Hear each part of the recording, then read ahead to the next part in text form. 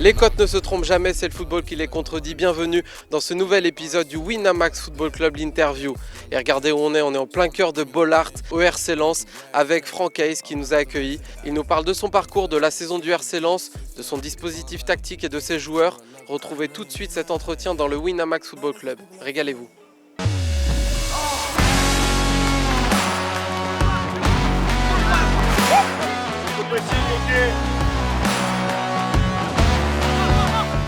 Les joueurs de contournement.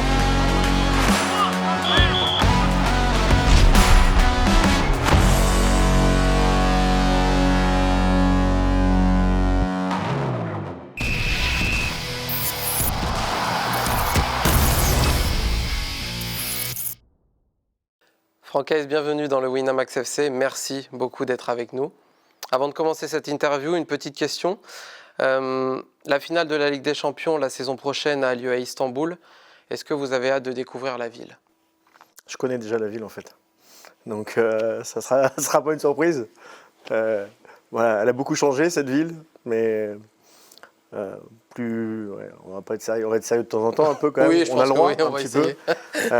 Voilà, on n'en est pas là pour le moment, mais peut-être que j'irai voir le match à Istanbul en tant que supporter ou en tant que spectateur, et ça me plaira déjà. C'est quoi votre premier contact avec le football dans votre vie ? Premier contact, c'est avec mon père, dans un tout petit village de Seine-Maritime dans la région du Havre qui s'appelle Manneville-la-Goupil. Voilà. Et mon père était entraîneur-joueur dans ce petit club voilà, quand j'étais tout petit. Et mes premiers pas sur les terrains, c'était là-bas. C'était quoi le premier souvenir de terrain ? Le premier souvenir de terrain, c'est ce petit terrain de campagne. Voilà. Tout petit terrain de campagne où je mangeais chez ma grand-mère le midi. On partait au terrain qui était 1 kilomètre. Les vestiaires faisaient 8 mètres carrés. J'avais l'odeur de l'huile camphrée et dans les vestiaires. Et puis moi, je jouais au foot pendant toute la durée du match, pendant la mi-temps. Et voilà, ça c'est mes premiers souvenirs de terrain de foot et de ballon. Et sur la tactique et sur le métier de coach, quels personnages ont éveillé votre curiosité ? Est-ce que c'était évident pour vous très rapidement ou pas du tout ? Ça a été plus long ?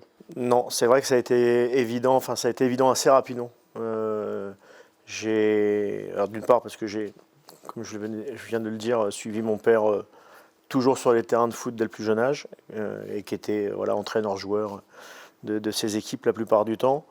Et puis ensuite parce que quand je suis rentré au centre de formation, on va remonter dans le temps là, mais il y avait une obligation qui était en même temps de donner du temps le mercredi aux plus jeunes. Et moi en fait c'était pas une obligation, enfin, c'est devenu vraiment un plaisir. Donc quand j'avais 16 ans, j'ai commencé à entraîner des garçons qui avaient 12 ans ou 13 ans. En tout cas, essayer d'entraîner, c'était mes prémices du métier d'entraîneur. En fait, j'ai pris beaucoup de plaisir. Voilà. Et j'ai commencé à passer mes premiers diplômes à 18 ans, mon BE à 19, le tronc commun au milieu de ma carrière pro, enfin à la fin de mon premier contrat pro à Rouen à 24 ans. Enfin, je savais qu'avant d'être footballeur, je serais entraîneur, finalement. Et vous parlez de votre métier avec les jeunes. Vous avez travaillé avec les jeunes à Rennes aussi, dans votre carrière. Est-ce que la formation, c'est l'endroit idéal pour se parfaire soi-même en tant que coach avec les joueurs ? Sur la tactique, sur le jeu, sur les idées, est-ce que c'est l'endroit parfait ? Alors avant de revenir sur cet aspect-là, je pense que c'est un aspect important, mais en fait j'ai tout connu. J'ai entraîné en amateur, j'ai entraîné chez les jeunes en pré-faux, en formation, en post-formation avec des équipes réserves. J'étais adjoint avec les pros. Donc en l'espace de 19 ans de métier, je crois que c'est une chance finalement de connaître beaucoup d'aspects du métier, parce que quand on entraîne en N3 et qu'il faut gérer un club, les éducateurs, recrutement d'éducateurs, des joueurs, etc., c'est tout aussi intéressant mais moins confortable que quand on est au Stade Rennais par exemple avec une équipe et où les choses sont bien définies. Et pour en revenir à la formation, on dit souvent que c'est un laboratoire. Je crois à cet aspect-là dans le sens où l'idée c'était toujours de faire des séances, de faire évoluer les séances, de faire d'être toujours à l'écoute de ce qui se passe. Et pour le coup, puis c'est aussi plus facile de faire des essais-erreurs en formation plutôt qu'avec les pros. Ça n'empêche pas d'en faire non plus avec les pros, mais il faut réduire les erreurs. Et en tout cas, ça a été un très très bon labo. Et puis, et j'ai pris beaucoup de plaisir aussi en formation. Alors, je ne pensais pas en prendre autant avec les pros. J'en prends vraiment beaucoup aussi. Mais c'était des belles années aussi. Mais là, vous dites, vous ne pensiez pas en prendre autant avec les pros. Est-ce que vous aviez, dans un coin de votre tête, l'envie de travailler avec des plus vieux quand vous entraîniez les jeunes, ou vous vous êtes dit, je vais rester éducateur de jeunes et ça me convient bien? Mais quand j'ai commencé au Stade Mayennais à la fin de ma carrière pro, pareil, donc en CFA2 à l'époque, donc en N3, j'ai commencé, j'avais quelques joueurs qui étaient plus âgés que moi, même si j'étais encore entraîneur-joueur au départ. Et donc j'avais pas de... Je savais que j'allais être entraîneur, c'est ce que je voulais faire. Après, avec des seniors, avec des jeunes, avec de la post-formation, j'avais pas d'a priori ou pas de cursus. Après, ce qui est sûr, c'est que quand je suis passé à Rennes, j'ai voulu continuer à me former, notamment avec le diplôme avec le brevet de formateur. Et voilà, j'ai pris beaucoup de plaisir, j'ai beaucoup appris. Voilà, j'ai beaucoup appris des joueurs, j'ai aussi beaucoup appris des éducateurs avec qui j'ai travaillé, que j'ai rencontrés, notamment au Stade Rennais, mais aussi à Lorient un peu plus tard.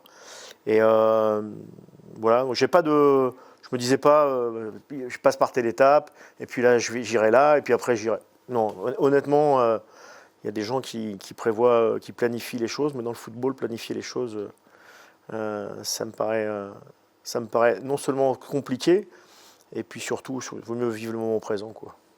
Vous avez parlé de Lorient également un petit peu. Est-ce que c'est important aussi dans la construction de votre parcours? Là, vous êtes un peu plus proche des pros. Vous avez fait la réserve de Lorient. Vous êtes également coach adjoint de Christian Gourcuff. Pas de Christian Gourcuff, de Sylvain Ripoll. Sylvain Ripoll, pardon. Et de Bernard Casoni ensuite. Mais la première année, quand j'arrive, avec la réserve, c'est Christian Gourcuff. Exactement. Qui est encore. Est-ce que son côté dogmatique, le fait qu'il avait toujours son 4-4-2, ça vous a construit un petit peu, même si aujourd'hui vous n'êtes pas vraiment dans cette ligne-là, vous êtes beaucoup plus dans l'adaptabilité, on en parlera après. Mais est-ce que ça vous a construit ce passage aussi? Bon, tous m'ont construit. Évidemment que de passer par Lorient, une année avec la réserve, avec Christian comme coach de l'équipe principale, ça permet ou de s'interroger ou de renforcer certains points. Alors oui, Christian avait un 4-4-2 assez immuable, même si de temps en temps il y a eu quelques variations. Et c'est vrai que moi je suis plus à m'adapter à la fois au groupe que j'ai, en tout cas je suis certainement un peu plus pragmatique que Christian ne peut l'être, mais même si voilà, quand on est entraîneur en pro et les entraîneurs le savent, il faut gagner des matchs, donc il faut avoir un petit côté pragmatique qui n'est jamais très très loin, même si on a des idées. Et évidemment que j'en ai, comme tous les entraîneurs. Sur le fait que donc, vous avez entraîné aussi des réserves, vous avez fait la réserve de Lorient, je ne me trompe pas, la réserve de Lens également avant d'arriver ici, avec l'effectif pro. On se demande toujours comment on coach en fait une réserve, puisqu'on a des joueurs de l'effectif professionnel qui redescendent régulièrement. Il y a aussi la gestion des jeunes à avoir. Au final, on a toujours un groupe qui évolue constamment au fil des semaines. C'est dur ça en tant que coach à gérer? Je crois qu'en première année à Lorient, d'ailleurs chaque année, j'ai eu deux ans à la réserve, j'avais dû utiliser 45 joueurs par saison, je crois. Ouais, donc je crois que c'est au moment où j'ai utilisé le plus de joueurs, parce qu'en effet, on est au carrefour en fait. On est au carrefour du groupe réserve, qui a déjà un effectif d'une vingtaine de joueurs, de tous les joueurs pros qui peuvent redescendre pour un match, une demi-heure, un peu plus parfois, et puis des jeunes finalement qui aussi arrivent ou des 17, des U17 ou des U19 et qui viennent. Donc en fait, il faut réussir à créer du lien tout le temps, mais parce que justement, comme c'est un melting pot, et si on veut avoir un rendu, alors il faut avoir des idées sur le jeu évidemment, mais en même temps, je pense qu'il faut essayer de créer du lien pour que quand ils se retrouvent, parce que parfois ils se retrouvent juste pour le match, en tout cas certains joueurs, qu'on arrive à avoir une partition qui soit, qui ressemble à quelque chose, quoi. Et bon, pour le coup, à Lorient, ça avait plutôt marché parce qu'on a fait 2 titres, avec pourtant 90 joueurs utilisés en 2 ans. On est champion de CFA2 et champion de CFA. Donc, Vous y repensez à ces périodes-là, quand vous entraînez aujourd'hui? Le fait de se dire j'ai un groupe qui est stable, maintenant c'est pas plus simple, mais c'est différent. Mais rappelle-toi les époques où j'étais en train de un petit peu de galérer avec des groupes qui changeaient à chaque semaine. alors le groupe dans la semaine ne changeait pas tant que ça, parce que j'avais toujours un groupe assez similaire. C'est plus le week-end en fait, Pour les matchs. ou pour les matchs, où ça bougeait un peu plus. Non, j'y repense pas particulièrement, mais quand on parlait de construction tout à l'heure, fait partie des étapes et devoir s'adapter justement avec 3 joueurs qui finalement arrivent, ou 3 joueurs ou 4 joueurs qui arrivent pour le match, et de réussir à ce que sur le terrain il y ait un langage le plus commun possible. Ça permet d'explorer certaines facettes sur lesquelles, si j'avais pas connu cette expérience-là, j'aurais pas été. Donc ça m'a enrichi en fait. On va rentrer un petit peu dans les débats autour de Lens, bien évidemment. Vous êtes né en Normandie, vous avez fait une bonne partie de votre première partie de carrière en Bretagne. Lens, ça représentait quoi pour vous? Ça représente toujours d'abord un club avec une ferveur exceptionnelle. Voilà. Et ça représente aussi 98, j'étais encore joueur. Et même si j'étais pas un joueur de Ligue 1, j'étais un joueur professionnel, j'étais en Ligue 2. Et le titre de Lens en 98 a marqué évidemment le club, l'histoire de la région. Mais au-delà de ça, moi je m'en rappelle très bien voilà, cette ferveur et d'avoir un titre comme ça, c'était exceptionnel. Et puis à cette époque-là, je jouais à Beauvais. Et j'avais dans mes partenaires Hervé Agar, qui est de la région et qui était un fan de Lens. Donc dans le vestiaire à Beauvais, on parlait souvent de Lens. Voilà, on parlait souvent de Lens. Donc voilà. En tout cas, ce que j'ai quand Sylvain Matriciano en 2017 m'a appelé pour rejoindre l'équipe réserve du club. Je venais de quitter, j'étais en train de quitter Lorient. Et je me suis dit que c'était une chance exceptionnelle de travailler dans un club comme ça. Voilà, et je ne le regrette pas. Alors c'est un club historique, c'est un club extraordinaire, mais c'est un club sur les dernières années qui a connu la descente, des difficultés aussi économiques. Est-ce que vous ressentez ce poids quand vous arrivez ici, ce poids des supporters, je parle, qui sont forcément contents de ce qui se passe actuellement, mais vous ressentez cette attente? Je sens assez vite, parce que au moment où j'arrive, c'est parce que il y a M. Casanova qui est débarqué. C'est Sico qui avait l'équipe réserve qui prend la place. Je crois qu'il y a 7 défaites sur les 7 premiers matchs de la saison. Moi, j'arrive pour prendre l'équipe réserve à ce moment-là. Donc très vite, on sent qu'il y a quand même une forme de pression.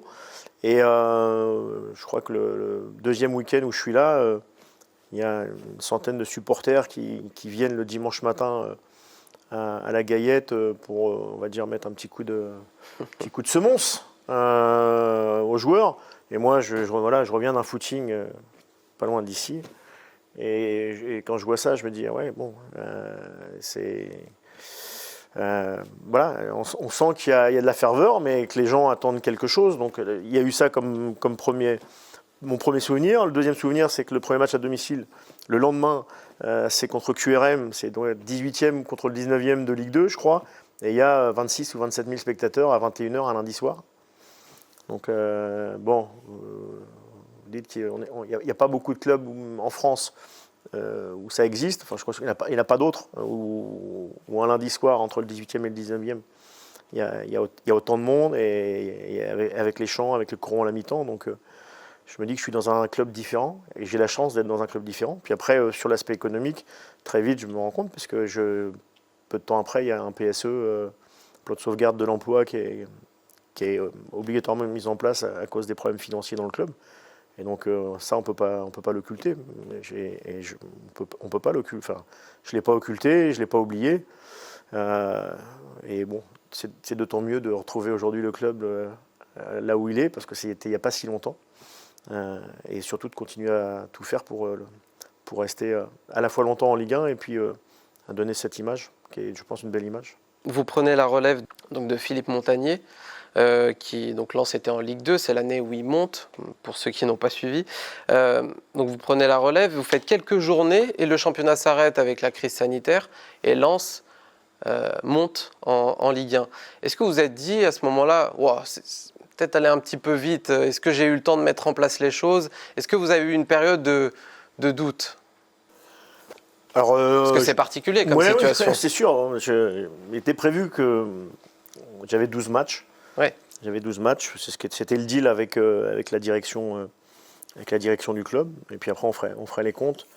Et des 12, finalement, il n'y en a eu que 2. Voilà, donc j'ai travaillé avec le staff et avec Alou et Aymen, qui sont 2 adjoints qui étaient montés avec moi de la réserve à l'équipe première. On a travaillé 3 semaines avec le groupe pro. Je pense honnêtement que on a réussi à faire passer à la fois quelques messages et aussi amener quelques petites modifications à ce moment-là. Alors je dis c'est des petites modifications, hein, c'est à la marge, mais qui étaient à mon avis quand même des modifications qui ont eu leur importance. Et puis on a gagné les 2 matchs. On a gagné les 2 matchs, il fallait les gagner parce que 4 points, une victoire, un nul n'aurait pas suffi. Et peut-être que le club serait toujours en Ligue 2 aujourd'hui. Donc, et moi, je serais toujours en N2 ou je ne sais pas où. Donc voilà, mais c'est comme ça, c'est le destin, si on veut croire au destin. Mais en tout cas, les 3 semaines que j'avais passées avec le groupe, avant qu'il y ait le confinement et l'arrêt des championnats, voilà, les choses s'étaient déjà très bien passées. Et puis j'avais déjà mis certaines choses en place, fait certains choix. Et j'avais pas de doute sur la suite. Voilà. Bon, pour un coach, c'est particulier, mais depuis cette montée-là, vous avez connu finalement très peu de périodes difficiles. Alors, ouais, je pense que dans l'intime, dans l'interne, ça doit bouillir régulièrement, mais le rendu terrain est assez fluide finalement sur la première année et sur ce début de saison. Comment vous le vivez ça? Est-ce qu'il y a un stress quand même qui est permanent, malgré les bons résultats? Comment vous le vivez? Est-ce que vous préparez peut-être des moments plus compliqués qui peuvent arriver? Vous imaginez ça comment? En fait, je ne les prépare pas, les moments plus compliqués, mais ils arriveront bien assez tôt. Et donc, ça voilà, commence à durer là, 1 an et demi sans pratiquement de période difficile. Oui. Bah, j'ai cette chance-là, ça fait 1 an et demi, un an et demi, je suis arrivé en février, donc 1 an et demi que je suis à la tête de l'équipe, et qui a plutôt eu des moments avec beaucoup de bonheur et beaucoup de joie et peu de moments compliqués, ça c'est sûr. Maintenant, voilà, j'en ai connu d'autres, des moments compliqués dans le foot, donc je sais que c'est rare de faire 20 ans de carrière sans avoir ces moments compliqués. Donc quand ils arriveront, on y fera face, comme j'ai toujours eu l'habitude de faire face. Mais je me projette pas dans les moments compliqués, quoi. Voilà, je disais, vivons le moment présent. Même si en tant que coach, on pense toujours au week-end d'après, ça c'est sûr, ou au lendemain, mais j'essaie quand même de rester focus sur le moment présent, parce que de toute façon, c'est pas en se projetant sur ce qui pourra arriver qu'on va faire beaucoup avancer les choses. Et puis ça sert à rien de créer les projections, ça crée souvent du stress, donc pas besoin d'en rajouter. Voilà. Par contre, l'idée c'est chaque jour d'essayer de se dire qu'est-ce qu'on peut toujours améliorer, qu'est-ce qu'on peut un peu modifier, voilà, c'est ça plutôt les vraies questions. Mais le stress, on va le laisser, il y en a un peu, donc on va le laisser tranquillement, on ne va pas en rajouter, quoi. Plus globalement sur la Ligue 1, avant de passer à la prochaine partie. Alors nous, quand on regarde le championnat de Ligue 1 cette saison, ce n'était pas forcément le cas sur les dernières années, mais on prend énormément de plaisir. Je pense qu'on a dû vous le dire aussi sur d'autres interviews. Est-ce que vous le ressentez au bord du terrain, ça? L'élan positif. En tout cas, pour nous, on essaye d'avoir cet élan positif depuis un moment, mais oui, on sent qu'il y a, il y a l'arrivée de nouveaux coachs, on va dire français ou étrangers, et puis on va dire certainement une ouverture plus importante sur le jeu, avec des volontés d'avoir un jeu plus ouvert, plus dynamique, plus porté vers l'avant pour beaucoup d'équipes.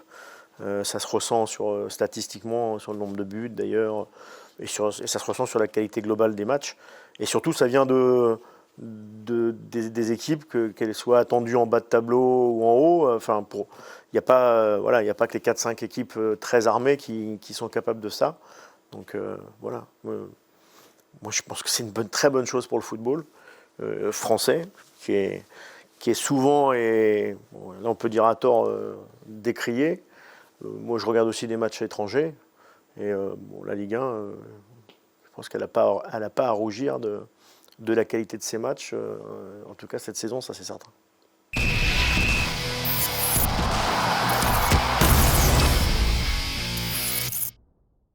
Alors la question est un peu bâtarde, hein, j'assume, mais je vous la pose quand même. C'est quoi la proportion que vous donnez entre le fait de s'adapter à l'adversaire et d'affirmer votre jeu chez vous? On affirmera, je ne vais pas parler de pourcentage, mais à minima, on va dire à minima, ça sera toujours 51% sur l'affirmation de notre jeu. Voilà, mais même plus. Après, on s'adapte sur certains points de l'adversaire. Voilà, on s'adapte en fait. C'est l'adversaire a telle manière d'attaquer, tel point fort. Il faut bien préparer, pour contrer la manière dont elle sait utiliser ses armes. Voilà. Donc évidemment qu'il y a une adaptation à l'adversaire.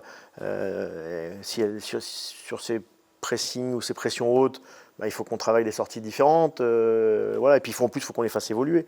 Donc, mais on a toujours en priorité notre jeu, et quand je dis notre jeu, c'est à la fois offensif, des choses qu'on a envie de mettre en place, qu'on a envie d'imposer.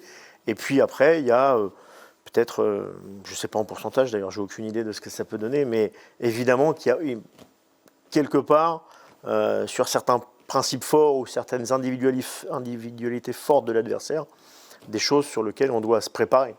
Voilà. Ou des systèmes qui peuvent changer, parce qu'en fait, l'idée, c'est de donner le plus de moyens aux joueurs de réussir leur match, quoi. Et alors, il y a leur qualité individuelle, mais il faut qu'aussi collectivement, on puisse avoir des réponses ensemble. Alors, ce qui caractérise Lens beaucoup, c'est le système A3 ou A5, comme vous voulez, avec les pistons. Vous l'avez utilisé la première fois en N2, à Lens, en réserve.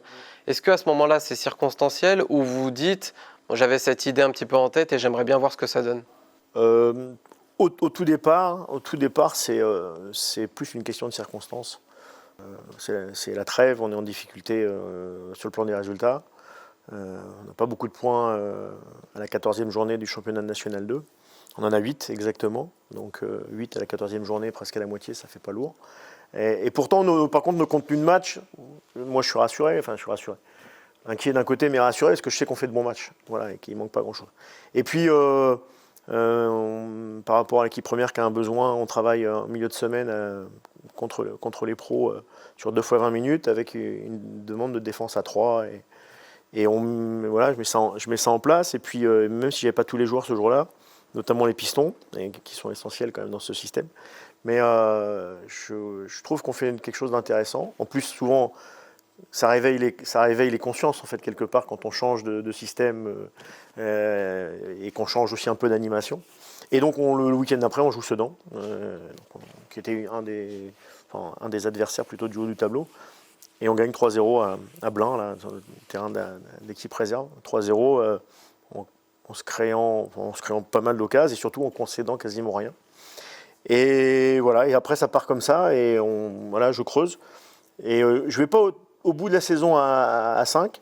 Par contre, ce passage-là nous permet de... En fait, 4 matchs plus tard, on avait pris 12 points de plus. Donc on avait mis beaucoup de temps pour faire 8 points, et 4 matchs plus tard, on a pris 20 points, on a gagné 4 matchs de suite. Et je trouve au fur et à mesure qu'il y a vraiment plein de choses intéressantes dans ce système, aussi bien dans l'animation off, dans les sorties de balles, que dans l'animation défensive aussi. Donc on a creusé. Fin de saison, je suis repassé à 4 sur les 4-5 dernières semaines. Mais après, l'année d'après, je suis repassé de nouveau en forme de 3-5-2, 3-4-1-2, parfois c'était un 3-4-3, parce qu'on peut faire évidemment plein de choses, mais et j'ai pris beaucoup de plaisir à le développer, et puis avec l'arrivée de Lilian Nalis dans mon staff l'année dernière, qui a aussi amené d'autres idées, d'autres débats, on a continué à faire avancer nos animations, quoi.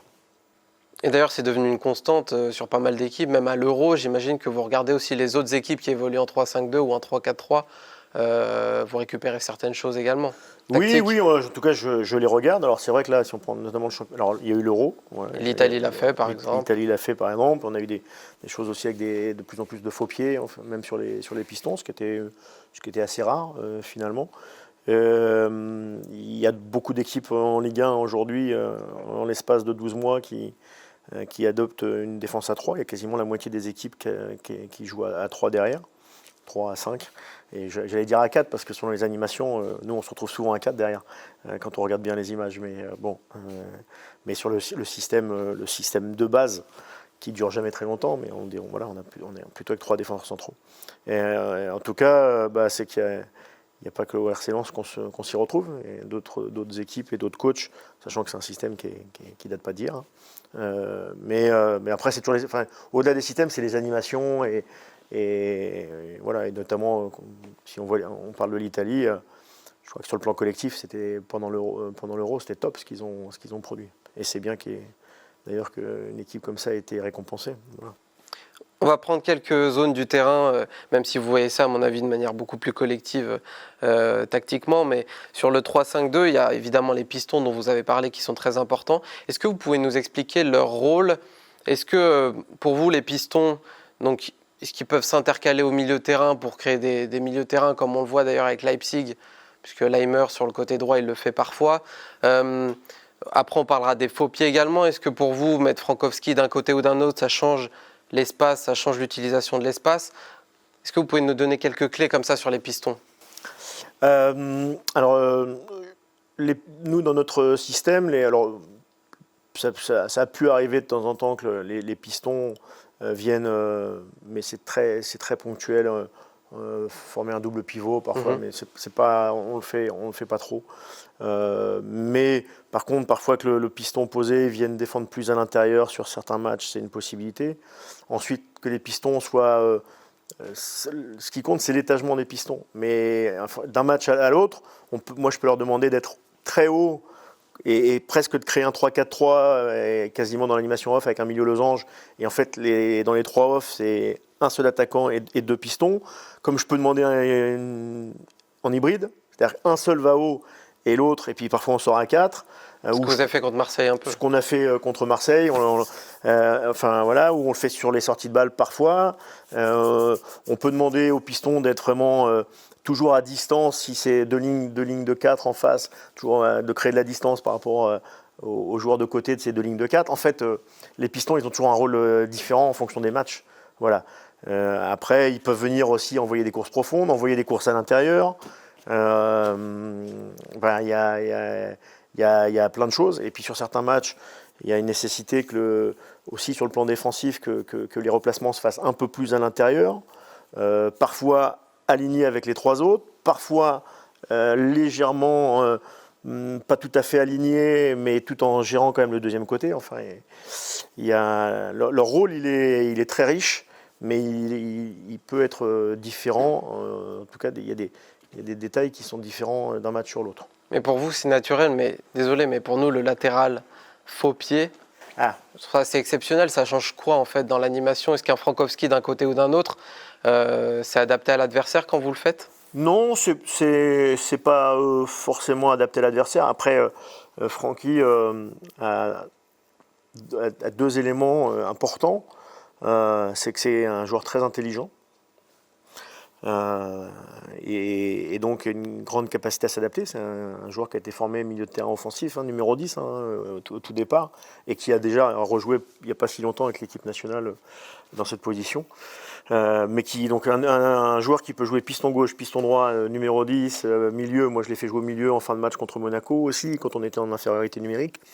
Donc il a cette intelligence. Voilà, qui lui permet de répondre à beaucoup de situations, en fait. Et puis en même temps, il a une vraie... Sur le plan technique, c'est quelqu'un qui est de grande valeur, quoi, qui a une grande assurance technique. Et donc, en fait, qui joue à droite ou à gauche. Alors évidemment, ça ça amène d'autres choses. Il y aura peut-être moins de débordements, mais un peu plus de jeu en redemande à l'intérieur, avec le jeu combiné, même s'il est capable de centrer faux pied aussi, ou de centrer en revenant sur son pied droit. Il a déjà donné des ballons de but comme ça.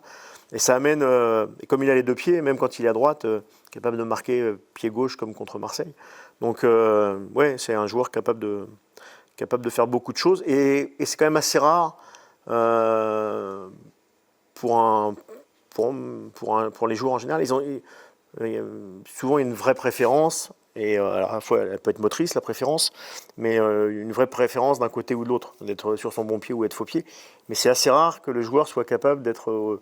Enfin, pour moi, je ne vois pas de grosse différence d'être aussi à l'aise à gauche qu'à droite. Donc, pour le coup, pas de raison de m'en priver. On parlera de votre stratégie mercato aussi qui est très intéressante à ce niveau-là. Pour continuer sur le système, il y a donc les pistons, il y a l'utilisation des 3 centraux. La saison dernière, Badé, Gradit étaient les joueurs qui gagnaient le plus de mètres avec ballon. D'ailleurs, ça se rapproche un peu de ce que fait l'Atalanta avec Toloi notamment. On en parlait dans l'émission l'année dernière. Comment vous utilisez ces centraux-là ? À la relance ou dans l'utilisation du jeu offensif ? C'est mes premiers relanceurs, en tout cas c'est mes premiers joueurs de déséquilibre, pour créer le déséquilibre. Premier relanceur, c'est pas vrai, parce que mon premier relanceur, c'est notre gardien de but. Mais c'est mes premiers joueurs de déséquilibre. Il y a des matchs où le déséquilibre, alors parfois c'est sur les 30 premiers mètres, parfois c'est jusqu'à la médiane, et parfois même, il faut aller, et c'est arrivé qu'un Joe Grady il va nous faire un dédoublement, et c'est un joueur de déséquilibre presque jusqu'à la surface adverse. Donc c'est mes premiers joueurs de déséquilibre. Donc moi, il me faut des joueurs qui soient capables de créer ces déséquilibres. Donc, alors certains, c'est plus par la conduite. On va dire qu'un Joe Grady, c'est plus par la conduite, ce qui n'empêche pas que par la passe, il est capable aussi de gagner des mètres. Et puis Fak, si je prends son opposé dans les joueurs qui jouent le plus à gauche, c'est plus par la passe. Voilà, un peu plus par la passe que par la conduite. Mais il faut qu'il soit capable de me gagner des mètres et de faire avancer le jeu. Sur les relances, alors on a l'habitude de penser qu'une équipe qui joue bien au foot, ça relance forcément court, ce que vous savez faire bien évidemment. Mais on a vu notamment sur le match de Marseille cette saison où vous allongez pas mal pour récupérer les deuxièmes ballons. Ça aussi, c'est une adaptation que vous avez apportée ? Oui, mais on le faisait déjà l'année dernière. On l'a déjà fait l'année dernière. Par exemple, j'ai en tête un match ici au mois de décembre contre Brest où je jouais avec Flo Sotoka et avec Simon Bonza. Et on savait que contre Brest, peut-être qu'il y avait des choses à aller gratter en jouant de temps en temps plus direct et d'amener des déviations et de la profondeur derrière ou du jeu de soutien. Et donc la sortie de balle, dans ma tête, c'est pas qu'une sortie courte. En fait, moi, je veux qu'il y ait poser le plus de problèmes possible à l'adversaire. Si on fait que des sorties courtes, ça, on le voit, de temps en temps, il y a des très bons coachs qui font presque que des sorties courtes, mais moi je trouve qu'on n'explore pas tout, quoi, en fait. On n'explore pas tout, et puis on est surtout plus facile à lire. En tout cas, ce que l'adversaire peut mettre en face, voilà. Donc moi, il faut qu'on ait les sorties courtes, il faut qu'on ait les sorties mi-longues, il faut qu'on ait les sorties longues, parfois profondes, longues d'ancrage. Il faut qu'on en ait le maximum de sorties. Et sur l'utilisation du double pivot, également c'est intéressant parce que l'année dernière, c'est peut-être aussi le cas cette saison, Cahuzac qui est plutôt dans un rôle de remplaçant, je ne sais pas s'il faut le dire devant vous, mais en tout cas de complément, il se projette aussi beaucoup, ce qu'on le voyait peu faire sur ses premières années de footballeur. Parfois on le retrouve interligne droit pour apporter le surnombre, ça aussi le double pivot pour vous il n'est pas fixe. On joue rarement dans l'animation off avec un double pivot. D'accord.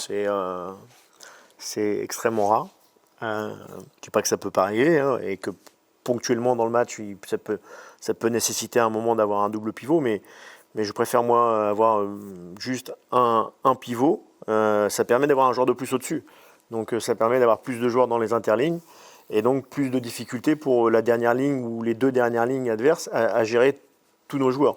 Donc c'est pour ça que Cahu, quand il jouait avec Douk, c'était Douk qui était le pivot, et Cahu qui a une très bonne science pour, même si vous l'aviez pas forcément vu ou qu'il n'avait pas été utilisé là-dedans, très bonne science pour sentir les les intervalles à attaquer.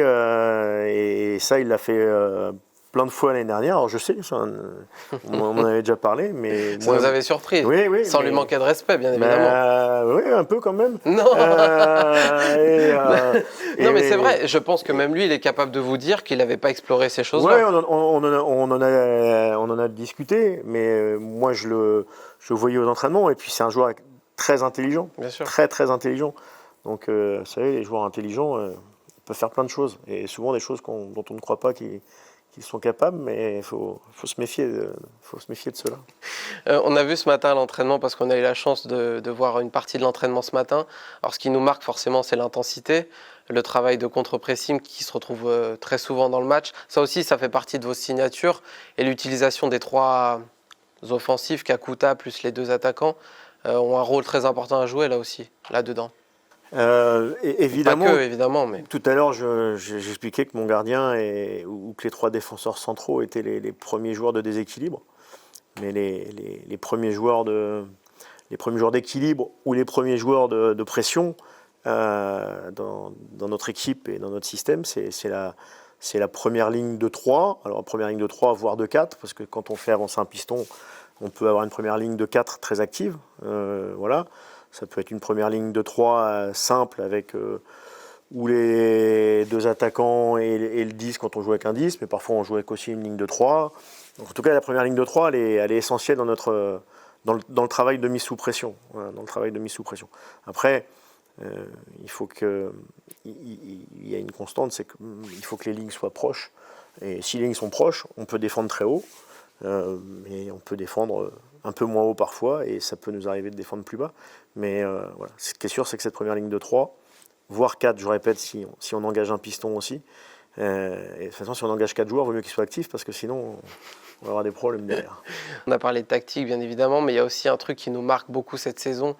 C'était le cas déjà un petit peu en fin d'année dernière, mais surtout cette saison, c'est la maturité qu'on a l'impression de voir dans cette formation, qu'elle maîtrise tout tactiquement, mais aussi dans la gestion des matchs. Il y a le match face à Reims, alors, qui est bien aidé par la suspension du joueur de Reims, mais globalement, même au Vélodrome, on sent que ce n'est pas une équipe qui doute de son jeu. Est-ce que ça, au bord du terrain, vous le ressentez ? Oui, parce que ça transpire. Évidemment qu'aujourd'hui, je pense que on a confiance et les joueurs ont confiance dans ce qu'ils font. Voilà, quels que soient ceux qui jouent. En tout cas, ouais, j'ai un noyau de 15-16 qui jouent. Après, il y en a qui rentrent, mais il dégage de la confiance. Mais voilà, ça s'est construit sur 18 mois. C'est pas venu en quelques semaines. Quand on a commencé le championnat de Ligue 1 l'année dernière, ou à la fin des matchs de prépa l'année dernière, on dégageait pas ça. Mais voilà, on est de plus en plus, je pense, les joueurs de plus en plus prêts tactiquement à répondre ou à poser des problèmes aux différents adversaires. Même si il y en a plein qui nous en posent des problèmes. Mais les joueurs, voilà, ils savent que même si à un moment on peut avoir une période difficile, ils ont assez de confiance dans ce qu'ils sont capables de produire pour montrer, pour passer ces moments-là. Voilà, c'est certainement ça qui fait que ce sentiment un peu de sérénité ou de maturité qui a grandi, mais ça a grandi. Évidemment que ce n'était pas le cas il y a 15 mois, et j'espère que ça va continuer à avancer d'ailleurs. Vous faites des scénarios de match avec eux, avant le match ? Si on est mené... Je l'ai fait beaucoup à l'entraînement à une période, en fait. Je le fais moins là, et notamment avec ou un peu à Lorient, mais surtout à Lorient déjà, et avec la réserve de Lens.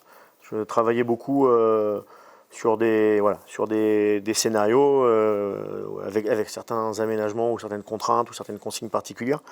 Là, on le fait moins parce que aujourd'hui, en fait, je pense qu'on est capable, les joueurs sont capables, quel que soit le scénario, de s'adapter, de s'adapter assez vite. Voilà, même si il y a encore évidemment des choses sur lesquelles on doit progresser, mais c'est-à-dire que on peut prendre un but à la première minute ou à la première seconde. C'est arrivé ici contre Saint-Etienne au premier match à Bollaert. Aujourd'hui, on ne va pas paniquer, quoi. Par rapport à la data et et votre métier de coach. C'est quoi votre rapport avec la data? Est-ce que vous l'utilisez constamment? Est-ce que vous faites votre idée par vous-même et puis vous confirmez par les chiffres?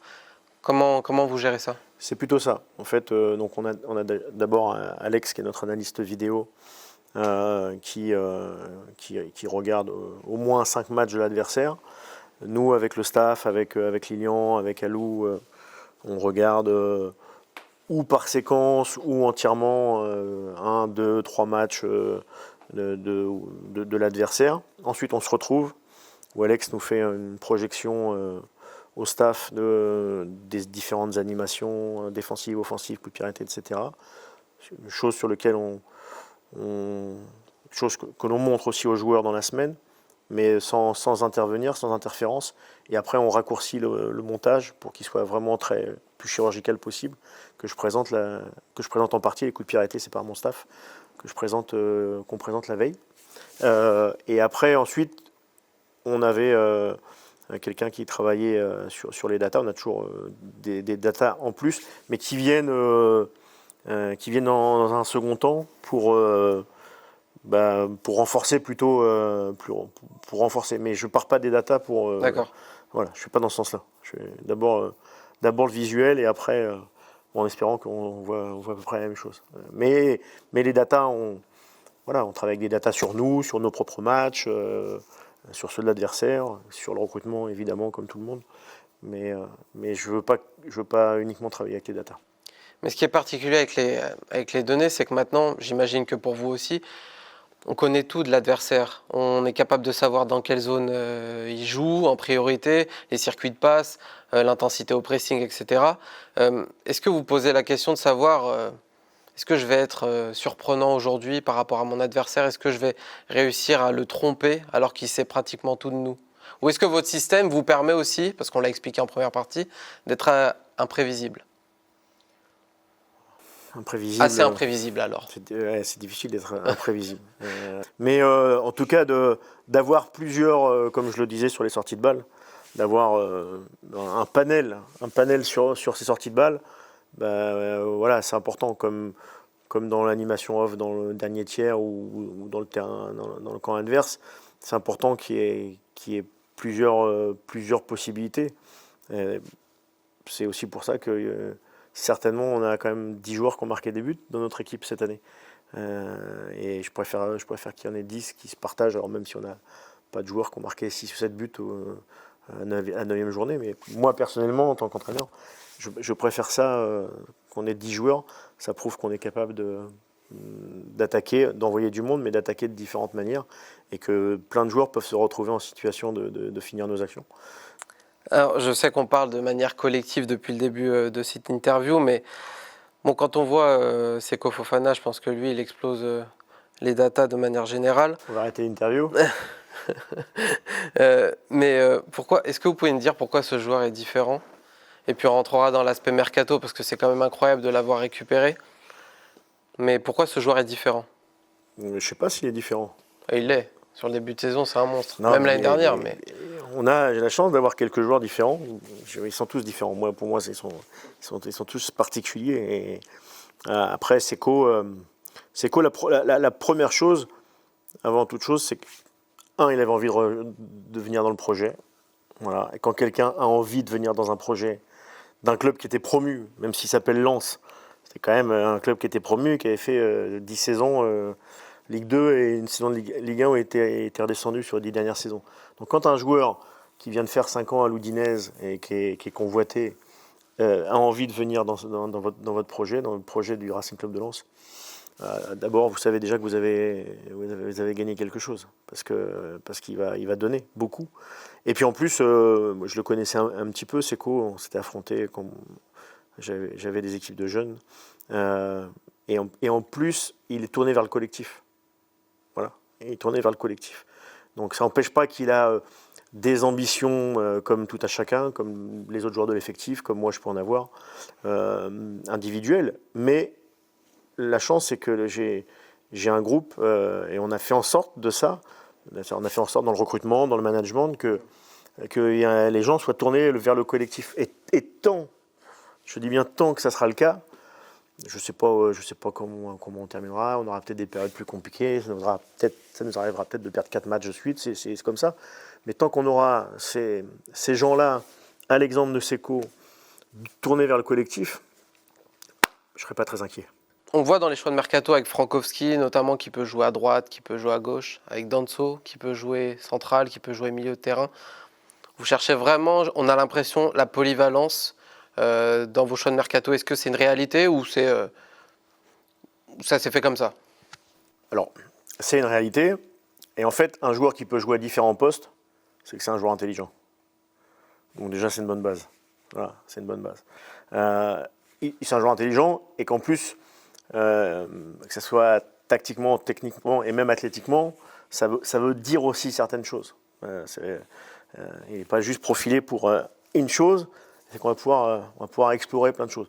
Même en gardant notre même système, nos animations vont être différentes et en général, ça veut dire que le mec il va être capable de s'adapter à pas mal de choses. Donc évidemment que dans ce que me propose Flo et la cellule, notamment Samir qui est là depuis un moment, et Greg, qui sont on a une cellule recrutement qui est assez courte, hein, on travaille vraiment en direct, et ils ont toujours ça en tête. Voilà. Et après, eux, ils font un travail monstrueux. Après, à partir de novembre jusqu'à la fin du mercato, donc de novembre jusqu'à la fin du prochain mercato, nous, on se voit à minima réunions mensuelles, voire à certaines périodes, c'est plus des réunions hebdomadaires. Mais voilà, mais c'est eux qui font le gros travail de défrichage, de proposition. Voilà. Moi, j'arrive à la fin. Vous arrivez à la fin, certes, mais vous donnez quand même une orientation sur le profil. En fait, sur les profils, bon, déjà, ils commencent à connaître comment on fonctionne, comment je fonctionne, ce que je recherche, le système, parce que pour l'instant, j'ai pas trop envie de changer quelque chose qui fonctionne. Donc ils connaissent parfaitement comment on fonctionne et quelles sont les attentes. Et après, on recherche sur tous les postes. Parce qu'en fait, sur un mercato, on peut très bien dire, oui, il peut y avoir une priorité ou deux là, mais il faut être prêt à répondre à tout. Donc en fait, ils créent leurs différentes listes avec des importances dans leur liste, en fonction aussi il y a des contraintes économiques. Et ça, c'est encore un autre volet, mais voilà. Et après, moi, pendant le premier mercato, au moment de la montée, la chance, c'est notre chance, pas la chance, mais notre chance, c'est qu'il y a eu le confinement et que ça nous a permis de travailler bien en amont et moi de voir aussi beaucoup de joueurs qui me proposaient, et parce que j'avais du temps, hein, j'avais beaucoup de temps. Et maintenant, voilà, évidemment, quand il reste que 3-4 joueurs sur un profil de poste, alors souvent j'en connais certains, mais il y a certains que j'avais jamais vus, ou en tout cas jamais vraiment analysés avant qu'ils m'en parlent. Et donc, évidemment, que sur ces 3-4 joueurs, au-delà de leur analyse et de leurs vidéos, parce qu'ils me font les montages vidéo, moi je vais regarder aussi de mon côté. Et jusqu'alors, on a, en tout cas, ça fait 2 mercatos d'été que l'on fait ensemble. Et voilà, on a toujours été alignés. Et il n'y a pas eu de... Moi, je leur donne mon ressenti. Il n'y a pas eu de... On ne s'est pas accroché sur un joueur. Voilà, on a toujours été alignés. Alors, vous avez parlé de la contrainte économique. Évidemment, j'imagine que si je vous disais, monsieur Francaise, on vous offre 200 millions au prochain mercato, vous serez évidemment content. Mais est-ce que le fait d'être serré économiquement... C'est même pas sûr. Mais justement, je vais aller encore plus loin. Est-ce que le fait d'être serré économiquement, quelque part, ça évite les conneries? Parce qu'on réfléchit peut-être un peu plus, on va chercher des profils, on travaille peut-être un peu plus sur certains profils. Après, je pense qu'il y a des clubs qui ont beaucoup d'argent et qui ne font pas de conneries non plus. En tout cas, ça amène à ce qui est, qu'il n'y ait pas de précipitation, qu'il y ait une capacité d'explorer. On prend l'exemple de Francky, donc Frankowski.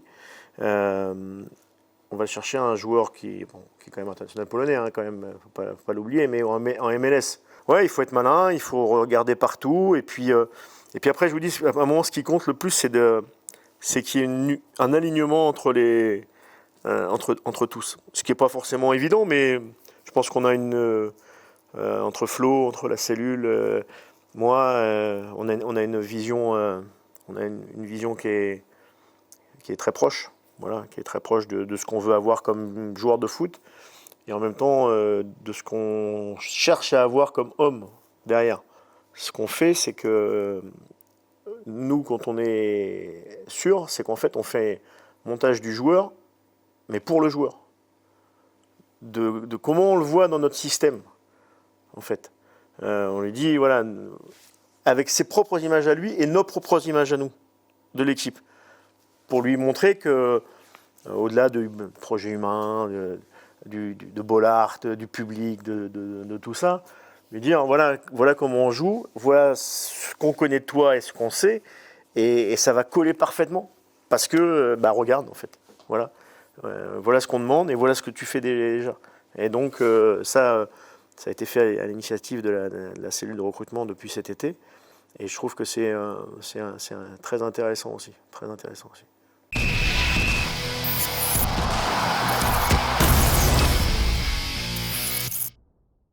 Et on passe à la partie coup franc. On a demandé à quelques supporters ou sympathisants, d'ailleurs on les remercie de vous poser quelques questions. On en a une de notre ami Clément qui vous demande, quand on regarde le dispositif de l'équipe de France actuellement, est-ce qu'on n'aurait pas envie de voir Jonathan Klaus à droite? En tout cas, ça serait pas incongru. Hein. Jo, je pense, tout le monde le reconnaît, fait partie des pistons droits français qui sont très adaptés à ce poste. Voilà, donc ça serait pas incongru. Maintenant, voilà, il y a un sélectionneur qui est là pour faire son travail et je pense qu'il le fait plutôt bien. Question de Juliette qui vous demande, on remarque par rapport à l'année dernière que vous ne parlez quasiment plus du maintien lors des confs d'avant et d'après match, sans pour autant parler d'Europe. Est-ce que vous allez franchir le pas? On est à la 9e journée, donc on a fait un très bon début, donc évidemment, quand je parlais de maintien, c'est parce que je répondais à des questions. Hein. Je parlais pas tout seul de maintien. Hein. Voilà, donc aujourd'hui, on m'en parle pas, mais moi, on avance petit à petit, tranquillement. 9e journée, on est tous très heureux de notre début de saison, à la fois par les résultats et d'abord, je dirais, par ce qu'on y met comme contenu. Après, l'Europe, on fera comme l'année dernière, quoi. Si dans les 5-6 journées, on assumera. On assumera. Si à 5-6 journées de la fin, on est toujours bien placé comme on l'était l'année dernière, on l'a assumé. On a dit on va la jouer. Même si on savait qu'on avait un calendrier extrêmement compliqué l'année dernière, mais je ne vais pas parler d'Europe à la 9e journée, ça c'est sûr que non. Il y a Emery qui nous pose une question mercato sur cette saison, qui vous demande, est-ce qu'il y a des arrivées prévues au mercato d'hiver pour combler les possibles départs à la CAN? Est-ce que vous avez prévu ça dans le plan de saison? À la CAN, il y a potentiellement aujourd'hui 3 joueurs qui peuvent partir à la CAN. Puisque la RDC avec Gaël n'est pas qualifié, que Seko a dit que pour l'instant il était en retrait de la sélection. Donc il y a Massadio, il y a Douk, et puis il y a Ghana. Voilà, ce sont les 3 joueurs. Donc on verra ce qu'il en est. Voilà. Après, la cellule de recrutement travaille. Elle va demain se retrouver en réunion. Je vais les voir vendredi. On travaille évidemment pour parer à tout, pour anticiper les choses. Aujourd'hui, il n'y a rien d'arrêté, rien de définitif. Mais en tout cas, on travaille pour que s'il y a une nécessité de faire des ajustements, un ajustement au moment du mercato de janvier, qu'on soit en mesure de le faire. Juliette qui vous demande, qu'est-ce que vous avez ressenti après la victoire dans le derby? Honnêtement, c'est surtout juste après la victoire. En fait, c'est quand j'ai vu certains membres de mon staff qui étaient hyper émus parce que Nous, on est, et moi, je parle de moi, je suis un Lensois d'adoption, et je suis très heureux de l'être, mais il y a des Lensois depuis toujours dans mon staff.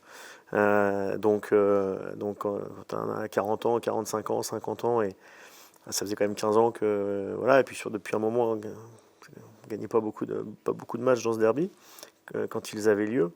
Donc de le gagner de nouveau, en plus face à un Lille qui est champion de France, ça avait quand même une force émotionnelle très importante. Donc c'était un beau moment. Alors, nous, il a pas été gâché sur le coup parce qu'à la mi-temps, on n'a pas vu ce qui s'était passé. Et bon, voilà, nous, pour moi, il n'était pas gâché du tout. Il était très fort parce que le stade était plein, et de pouvoir profiter de ces moments-là. Je fais pas souvent le tour d'un stade avec l'écharpe. J'étais content de prendre ces petits moments, enfin ces petits moments, pas ces petits moments, ces grands moments de plaisir, parce qu'il faut savoir les prendre d'abord. Il faut les prendre comme ils sont, et puis de partager ça avec le public, le staff, les joueurs. J'aime bien gagner tous les matchs, mais évidemment que quand on sent qu'on donne beaucoup de joie, c'est sûr que c'est un sacré plaisir. Ouais. Il y en a encore une autre et c'est en vidéo.